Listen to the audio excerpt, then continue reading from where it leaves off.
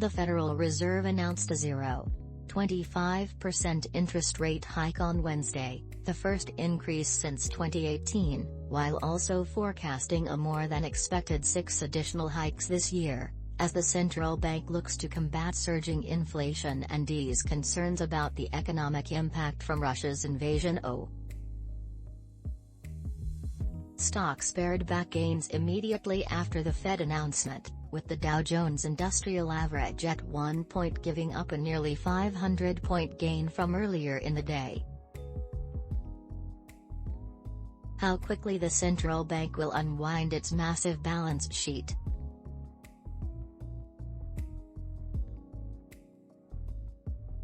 The Federal Reserve said it would begin reducing its holdings of Treasury securities and agency debt and agency mortgage-backed securities at a coming meeting. The 0.25% interest rate increase was approved on an 8-to-1 vote. St. Louis Fed President James Bullard had advocated for a 0.50% rate hike.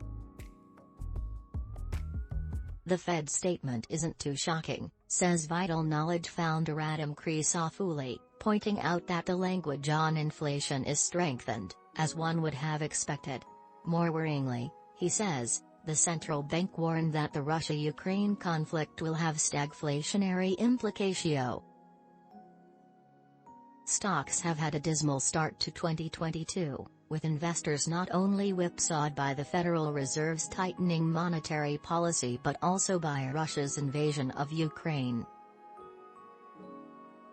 The ongoing conflict has dragged markets lower and led to a surge in energy prices that has only exacerbated high inflation. Oil prices recently spiked to a high of around $130 per barrel, and though they've moderated somewhat, gas prices are soaring.